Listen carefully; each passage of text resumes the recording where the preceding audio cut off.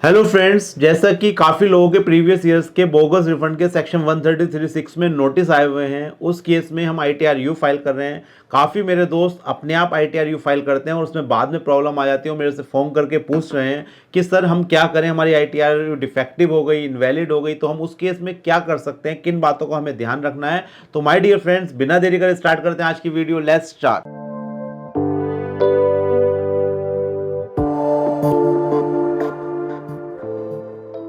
तो रिसेंटली एक केस मेरे फ्रेंड ने अपनी ITR खुद फाइल करी और उसका डिफेक्टिव का नोटिस आ गया ITR के केस में। तो पहले उसे देखते हैं। सबसे पहले आप जाएंगे ई फाइल में, व्यू फाइल रिटर्न्स, जो ITRU फाइल करी होगी वहाँ पर आप देखेंगे। तो ये देखिए ITR फाइल्ड इज़ डिफेक्टिव और इनकम्प्लीट। यहाँ पर इसने शो कर दिया है कि आपकी ITR डिफेक्टिव हो गई है, इनवैलिड, इनकम्प्लीट, इनवैलिड नहीं हुई। अगर आप कोई रेस्पॉन्स नहीं करेंगे उसके बाद ये इनवैलिड हो जाएगी।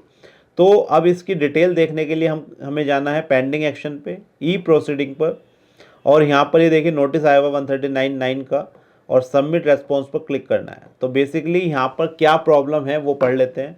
इन्होंने यहाँ पर ये पूरा मैटर दे रखा है कि return has been filed under section 139(8)(a) but it is not accompanied by the valid proof of tax.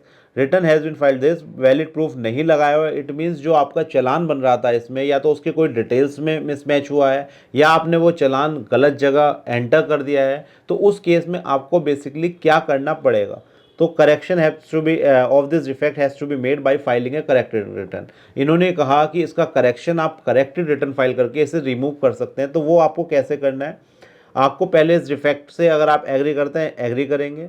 इसके बाद देखिए यहाँ पर आ रहा है ऑफलाइन यूटिलिटी, तो मोड ऑफलाइन यूटिलिटी सिलेक्ट कर लेंगे और जो भी आपके ITR है ITR 1, उसमें आपने करेक्शन करने के बाद जो JSN बनाई है उस JSN को आपको यहाँ पर अटैच करना है।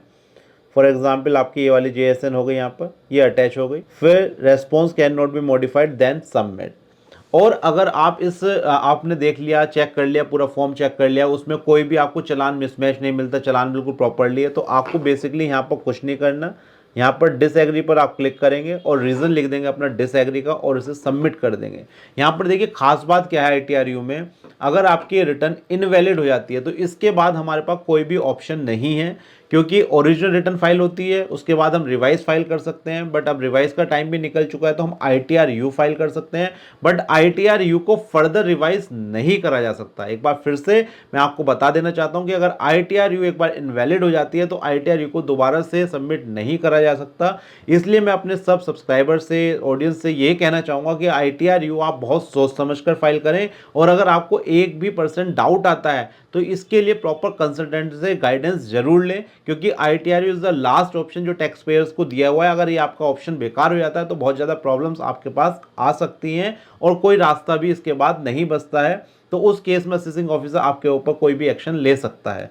तो इस तरह की ITRU जल्दबाजी में बिल्कुल फाइल ना करें। अगर आपको मतलब बिल्कुल 100% श्योर है कि हाँ भाई मैं कर सकता हूँ, तो ही करें, और उसे करने के बाद आप उसे ट्रैक करें कि आपकी ITR बिल्कुल प्रॉपरली प्रोसेस हुई है या नहीं हुई, कहीं उसका भी डिफेक्टिव का नोटिस तो नहीं आया, डिफेक्ट किस वजह से आया, और डिफेक्ट अगर आ गया तो फिर कंसल्टेंट की हेल्प ले लें। काफ़ी लोग ये होते हैं कि भाई मैं ही करूँगा, आत्मनिर्भर भारत जरूर है, बट कहीं ना कहीं हमें जहाँ पर प्रॉब्लम आ रही है, क्योंकि हम सब चीज़ों में मास्टर नहीं हो सकते, जहाँ पर जिसकी जो मास्टरी है उसकी हेल्प लेनी चाहिए, क्योंकि उसकी वजह से आपको फर्दर ज़्यादा प्रॉब्लम आएगी। अभी आपकी कंसल्टेंसी फीस बहुत कम जाने वाली है और ईजिली काम हो सकता है, बट इस काम में अगर आप खुद पढ़ते हैं फिर दिक्कत होती है तो ये वाला काम और ज़्यादा दिक्कत वाला हो सकता है और आपको इसके लिए ज़्यादा फीस पे करनी पड़ सकती है। तो दोस्तों ये एक छोटी सी वीडियो थी। ITRU में काफ़ी लोग मुझे फ़ोन करके पूछ रहे थे, तो आप ये देख लीजिए, अगर आपकी ITRU प्रोसेस हो गई है तो कोई प्रॉब्लम नहीं है। अगर उसका नोटिस आया डिफेक्टिव का तो डिफेक्ट को एनालिसिस करिए,